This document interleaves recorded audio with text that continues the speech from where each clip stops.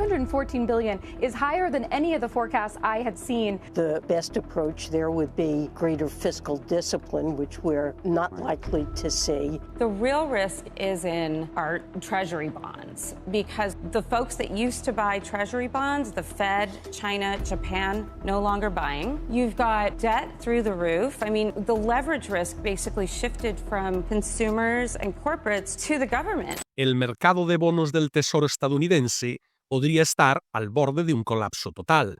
Se trata de un activo financiero valorado en 27 billones de dólares, aproximadamente el mismo tamaño que el Producto Interior Bruto de Estados Unidos, y el impacto que tendría un colapso de este mercado en la economía sería catastrófico. Los precios de los bonos del Tesoro de Estados Unidos ya han caído un 50% desde 2020. Lo que ha transformado por completo la economía y el sistema financiero. Pero como vamos a mostrarle en este vídeo, podríamos estar en riesgo de presenciar otro desplome descomunal, con consecuencias económicas todavía más profundas. Para situarnos en contexto, salvo que haya estado en una cueva, seguramente habrá oído que la actual administración estadounidense ha desmantelado prácticamente todas las alianzas comerciales consolidadas con gobiernos extranjeros en todo el mundo. También es probable que sepa que esos mismos gobiernos extranjeros son tenedores de deuda del Tesoro estadounidense. De hecho, la tenencia extranjera representa cerca del 30% del total de la deuda pública estadounidense en circulación. Como dice el refrán, el deudor es esclavo del prestamista. ¿Qué ocurriría si los tenedores extranjeros de bonos del Tesoro estadounidense dejaran de confiar lo suficiente en el gobierno de Estados Unidos como para seguir manteniendo dicha deuda y comenzaran a venderla? Pues bien, el mercado de bonos del Tesoro funciona como cualquier otro mercado. Está influido por la oferta y la demanda. Si la demanda supera a la oferta, los precios subirán, pero si la oferta supera a la demanda, los precios bajarán. Por tanto, si las entidades extranjeras dejan de confiar en la deuda del gobierno estadounidense, en primer lugar, eso reduce la demanda, porque dejan de adquirir nueva deuda estadounidense, y además incrementa la oferta, porque podrían vender los bonos del Tesoro que ya poseen. A esto se le conoce como dumping extranjero, y esta teoría del dumping extranjero ha existido durante años, aunque nunca se ha materializado realmente, porque el mundo ha confiado en el gobierno de Estados Unidos. Es posible que esto esté empezando a cambiar, aunque no contamos aún con evidencias concretas de que esté sucediendo. Los datos más recientes muestran que las tenencias extranjeras de bonos del Tesoro estadounidense, de hecho, han aumentado, pero eso fue en febrero. Este dato es anterior al día de la liberación, el 2 de abril, cuando Donald Trump rompió relaciones con los principales socios comerciales de Estados Unidos. Es perfectamente posible que los datos terminen mostrando que abril de 2025 fue un punto de inflexión importante en la tenencia extranjera de bonos del Tesoro estadounidense. No obstante, esta no es, en realidad, la principal razón por la que nos preocupa el mercado de bonos del Tesoro en la actualidad. La venta masiva de bonos del Tesoro por parte de inversores extranjeros es solo la punta del iceberg que nos muestran los medios de comunicación. Como suele ocurrir en los mercados financieros, las verdaderas fuerzas que mueven los activos se esconden bajo la superficie y son mucho, pero que mucho más potentes. Una de estas fuerzas es el enorme déficit público que tenemos en la actualidad. Desde la crisis financiera de 2008, el gobierno federal ha registrado déficits anuales de al menos 500.000 millones de dólares. Desde la pandemia, este déficit ha superado, como mínimo, el billón de dólares cada año. Esta cifra representa la diferencia entre lo que el gobierno recauda mediante impuestos y lo que gasta. Es evidente que el gasto público excede ampliamente los ingresos, y este no es un problema que la administración actual esté resolviendo, ya que se estima que el déficit al final de 2025 se sitúe en torno a la friolera de 1,9 billones de dólares. Por si fuera poco, se prevé que la situación se deteriore aún más en los próximos años. debido a múltiples factores estructurales que presionan al alza el gasto público. Entonces, ¿cómo es posible que el gobierno gaste mucho más de lo que ingresa? Pues bien, necesita pedir prestado para poder financiar dicho déficit.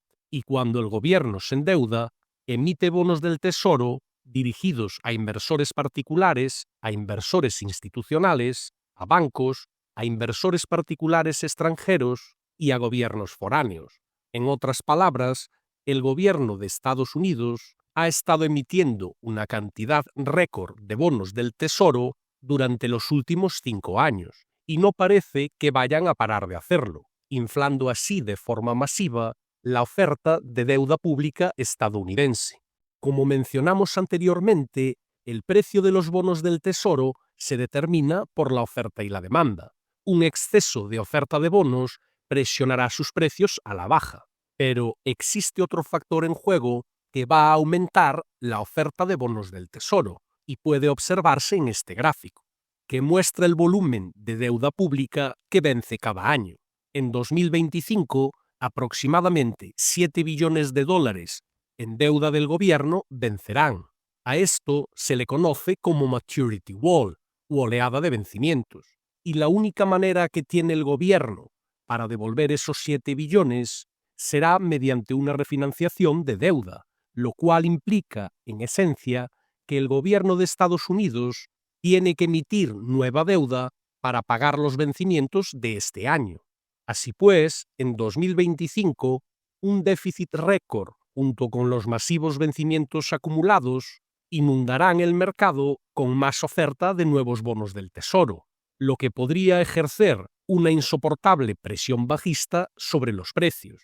Tal vez se esté preguntando en este momento de qué magnitud será esa presión sobre los precios, porque después de todo, los bonos del Tesoro estadounidense ya han sido el activo con peor comportamiento en los últimos 5 años, desplomándose cerca de un 50% desde 2020. ¿Cómo podemos saber si esos instrumentos ya han descontado el peor escenario? Para responder a esa pregunta, no basta con analizar únicamente la oferta de bonos del Tesoro. Es necesario considerar también la demanda. Los bonos son una inversión más. Su demanda depende de si los inversores consideran que son una opción atractiva o no, y esto, en última instancia, está condicionado a la rentabilidad ofrecida por los bonos del Tesoro y si es lo suficientemente alta como para compensar el riesgo de mantener esta clase de activos. Y justo ahora, ese no es en absoluto el caso con los bonos del Tesoro americano. Podemos comprobarlo echando un vistazo al denominado Term Premium, o prima por duración de los bonos del Tesoro. Este concepto refleja, en esencia, la rentabilidad extra que obtienen los inversores por mantener bonos de larga duración, como los de 10, 20 o 30 años. La prima por duración tiene un gran impacto en la rentabilidad total que los inversores obtienen al mantener bonos de vencimiento más largo, como muestra esta línea. Aunque esto pueda parecer técnico o complejo, en realidad no lo es. Una prima por duración elevada indica que los inversores perciben riesgo en los bonos, así que exigen mayor rentabilidad para comprarlos. Por el contrario, una prima reducida sugiere que los inversores no perciben mucho riesgo en los bonos de largo plazo y, consecuentemente, no exigen una rentabilidad alta. A lo largo de la historia, la prima por duración ha oscilado generalmente entre el 1 y el 2%, manteniendo las rentabilidades de los bonos del Tesoro en niveles bastante altos durante los últimos 60 años. En la actualidad, la prima de los bonos de larga duración se sitúa cercana al 0%, lo que implica que los tenedores de bonos del Tesoro estadounidense no están siendo compensados adecuadamente por el riesgo que asumen. Consideramos que sería necesario, al menos, que se refleje un term premium de alrededor del 1,5%, que es la media de los últimos 50 años, para afirmar que los bonos del Tesoro reflejan realmente todos los riesgos que hemos mencionado en este vídeo.